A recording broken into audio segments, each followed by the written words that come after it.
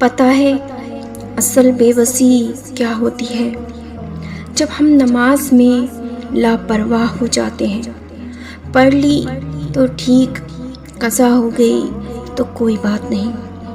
جب قرآن پاک ہم سے چھوٹ رہا ہو، کئی دن پڑھا نہ جائے، اور سب سے بے بس انسان تب ہوتا ہے جب ہمیں پتہ ہو کہ ہم نماز میں لاپرواہ ہو گئے ہیں، قرآن پاک نہیں پڑھ رہے ہیں، ہمیں صاف پتہ چل رہا ہو ہم اللہ سے دور ہو رہے ہیں، فاصلہ آ رہا ہے، ہم کوشش بھی کرتے ہیں مگر کبھی فاصلہ کم نہیں ہوتا، ہم بے بس ہو جاتے ہیں، تھک جاتے ہیں اور اس انتظار میں ہوتے ہیں اللہ نے جب چاہنا فاصلہ کم ہونا ہے، اور پتہ نہیں کب یہ فاصلہ اللہ ختم کرے گا۔ ہم اللہ سے کہتے ہیں کہ فاصلہ کم کرے، ہم یہ نہیں کر رہے، وہ نہیں ہو رہا، چاہ کے بھی نماز میں سنجیدگی نہیں آ رہی۔ یہی بے بسی ہوتی ہے۔ اس چیز سے ڈرا کریں اللہ یہ فاصلے لمبے نہ کرے، مختصر ہی رہیں، ہر وہ کام چھوڑ دیں جو اس فاصلے کو کم کرنے کی بجائے بڑھا رہا ہو۔ دور تو ہم آ جاتے ہیں اللہ سے، مگر اس تک کا فاصلہ اللہ کے چاہنے سے کم ہوتا ہے۔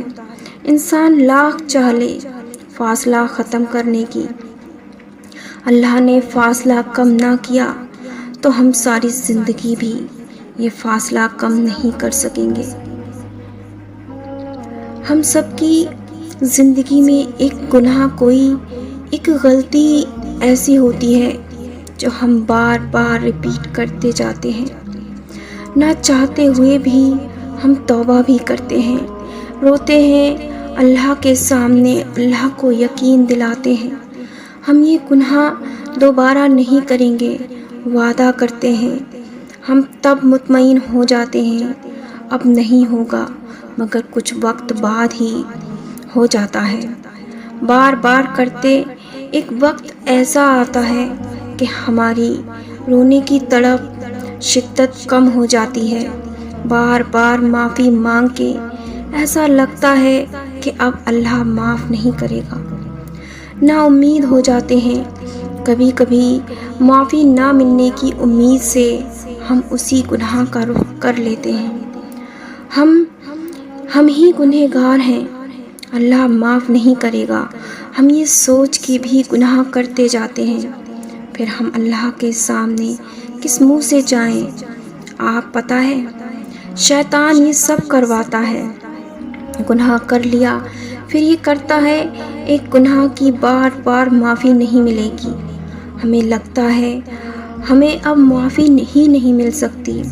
مانتی ہوں بہت گناہ ایسے ہیں، بڑے گناہ ایسے جو ہم نہ چاہتے ہوئے کر جاتے ہیں، مگر آپ سے کچھ بھی ہو جائے اللہ سے تعلق ختم نہ کریں، خود سے کہیں میں اپنے اللہ کے پاس واپس جاؤں گی، اپنے اللہ کو نہیں چھوڑوں گی۔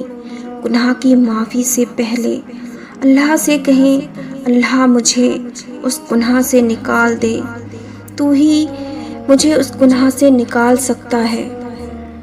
اللہ سے تعلق رکھیں، جو بھی ہو جائے وہ معاف بھی کرے گا اور گناہ سے نکالے گا بھی انشاءاللہ۔